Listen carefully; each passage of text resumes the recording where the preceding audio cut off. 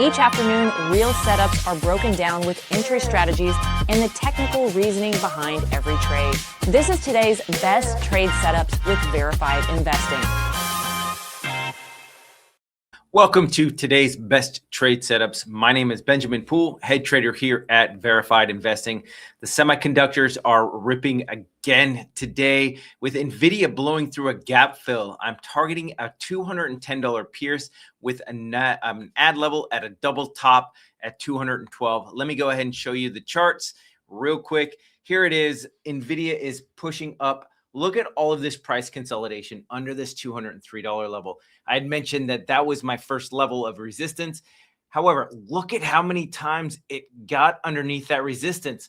It did get a nice pullback yesterday. However, this was bullish consolidation. And now what's happening is we actually just cleared this $206.88 level as I'm doing this video. So a pierce of $210 is right before this pivot top here.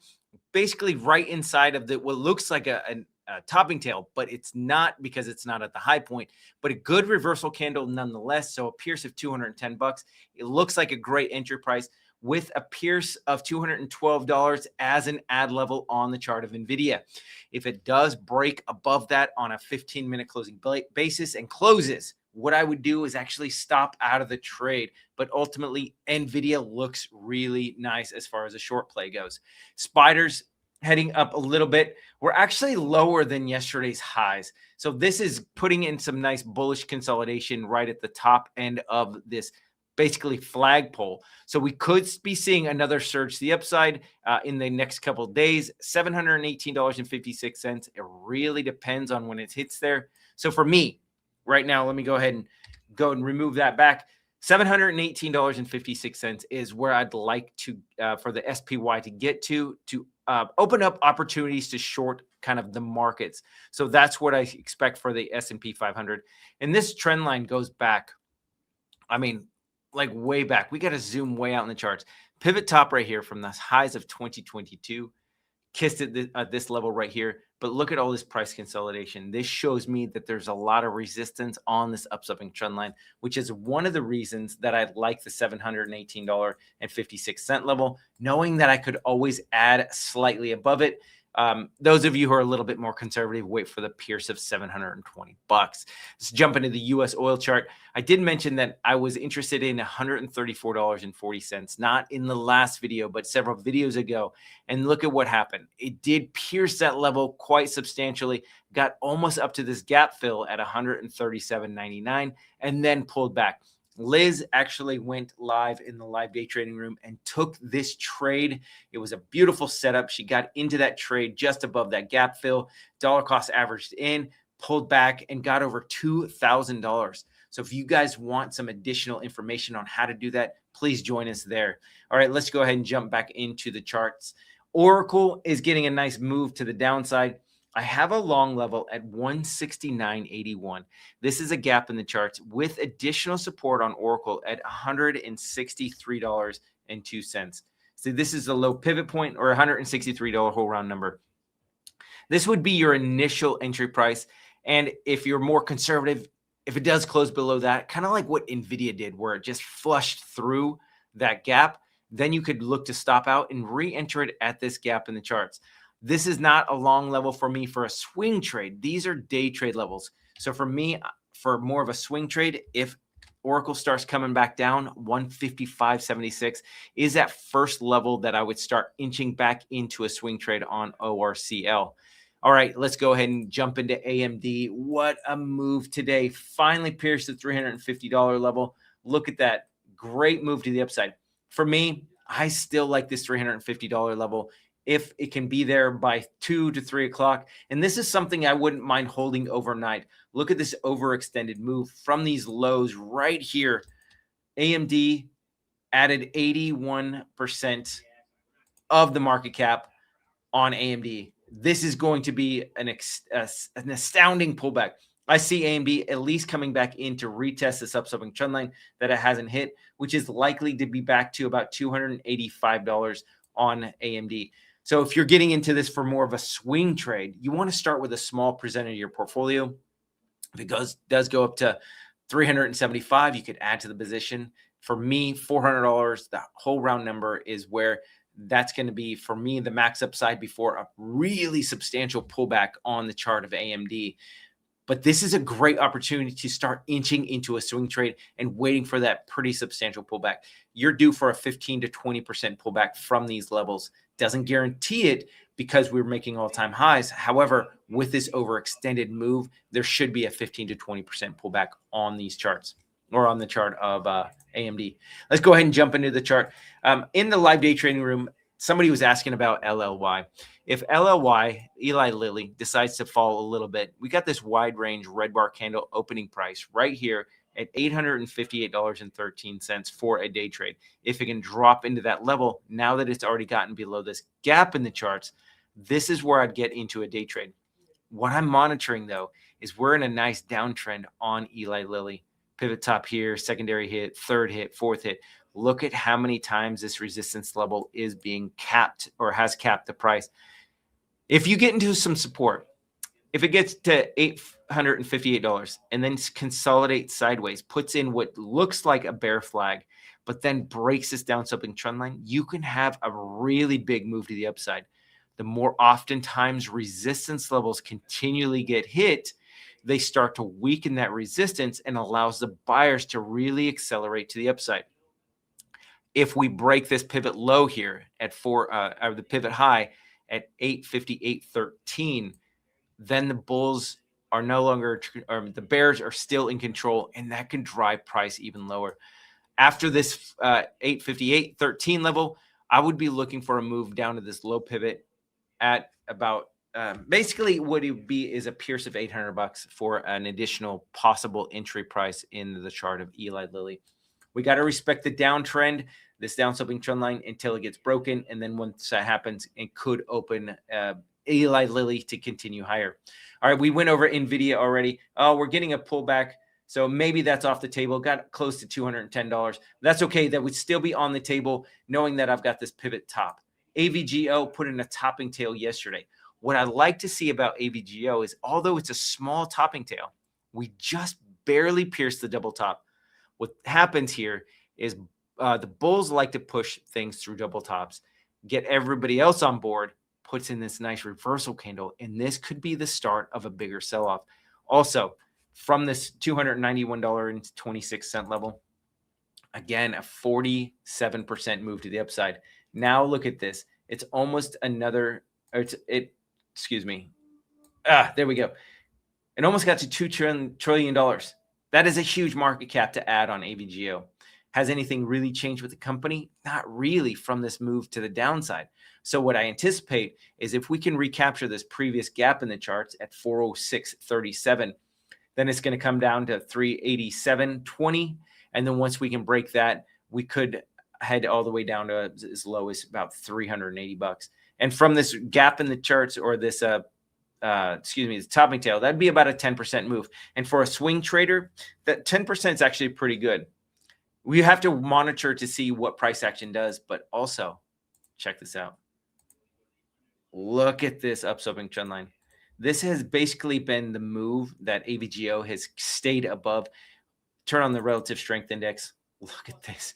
You are just so overextended from the lows right here from 33 all the way up to 78 with volatility. That is going to be a sign of a reversal. Now that we're above $420, if you're not interested in entering a short now, even with this topping tail, your entry price would be $450 if it gets up there. Now, if this upsloping trend line does break to the downside, then you're going to see a pretty substantial rollover in AVGO. Charter was a stock that was getting hammered today. Huge beat down on this. It did already fill this gap right here and then flushed that after it got a decent bounce. So for me, what I'm looking at is $180.02 for a long play on Charter if we can get down there. Kind of like what we did with Lululemon yesterday. On a 15-minute closing basis, if it does close below that, I would actually stop out of this trade. Look at what happens. Look at below. You don't have a ton of support until you get down to about $152 after that. Here's this low pivot where you could get some support, but for me, I like this top pivot point low pivot, and all this price consolidation on the chart of Charter. So 154.07 ish area, all the way down to about 130.170.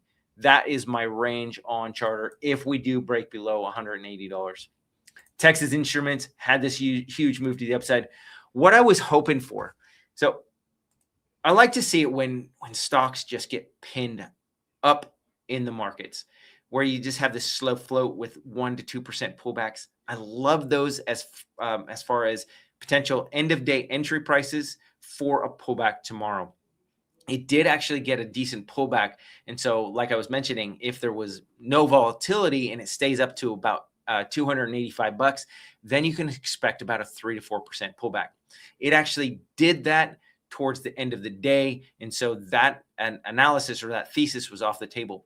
We are actually getting a decent pullback today, but now that we're above $275, actually hit 285. Now my next level is $300. So here's that chart of Texas Instruments. Again, let's go to the 10-minute time frame so I can show you what happened. So it got up to 283, never got to 285. And then all of a sudden, you had a decent pullback. It was about a 3% pullback, and I was expecting a little bit more.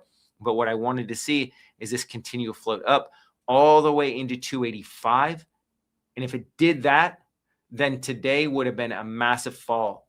And then look at this, from 286, there was about a 3 to 4% pullback. Again, this was not an opportunity for us, but kind of look at charts when you see something that is just continually pinned to the upper end of the chart, then especially when it's at all-time highs, then it's due for a pullback. So it's just a technical pullback. All right, Dell. So yeah, $300 on Texas Instruments if it does go up there. DELL is got back to the $210.28 level. If we get up to $230, that is an add level on the chart of Dell.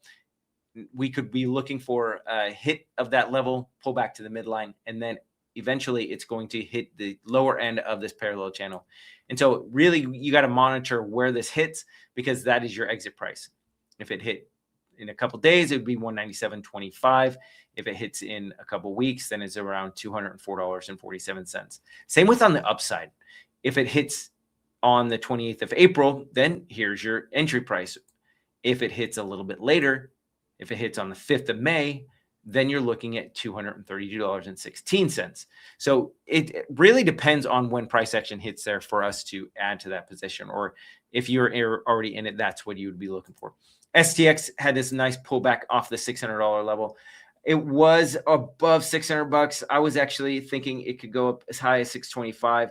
So that was my level. It's still my level today. If we can go up a little bit higher, that's where I do anticipate the max potential upside for STX. It is a Friday though, so you can get a Friday float. Kind of like I was mentioning yesterday, if you just get these slow grinds in these markets with low volume, then you got to reassess your position. Doesn't necessarily mean you're always going to continually dollar cost average into the position. It could mean that you're wait for an extended move, maybe wait for the relative strength index to peak out at like 80 or 90, and that's where you can add to your position if you do decide to get in a little bit early. But a decent pullback. All right, last but not least, GEV did have this sharp pullback. My entry price was $11.75. I actually entered this trade, took $1,000. I mentioned that if it did get up there by 3 o'clock, I would take it, and I did. $1,175 is where I entered the trade. I actually did keep this a little bit longer in my own portfolio. I exited about $1,130. For me, $1,200, that whole round number, is where I would like to enter the trade on GEV again. This does have this upswing trend line that we're still monitoring. Price action does need to get back below this in order for us to have a continued fall or another fall to the downside. And then I would target this $1,076. And again, it really depends on when it hits there. So it could be as low as $1,100. We would have to monitor position again or price action. If it consolidates on this upswing trend line, then we're likely to break it and come back all the way in sub $1,000 on the chart of GEV. So thank you so much for joining me. These on Friday, be more conservative. Don't be as aggressive when you're shorting something. If you're going long something, still same thing. If we have low volume and we float one direction, that is likely the continuation of that move because we don't have any capitulation. And so Fridays are kind of, we end the trading floor towards the end of the day. You think about like institutions, they're ready for the weekend. They're not looking to enter trades in the afternoon session that they could potentially be stuck in. And so they kind of take a step back, don't make any more trades. And that's why you just can have those momentum plays to the downside or the upside for that matter. So again, that's what I have for you guys. Thank you so much for watching me. Please make sure you're liking, you're following, subscribing, ringing that bell so you can get notified every day the market is open. And Gareth Soloway on Verified Investing Extras, go ahead and scan that QR code if you could. He went live in Market Mavericks. An incredible episode. Lots of hate on that episode. Lots of love in that episode in the chat. You guys go check it out.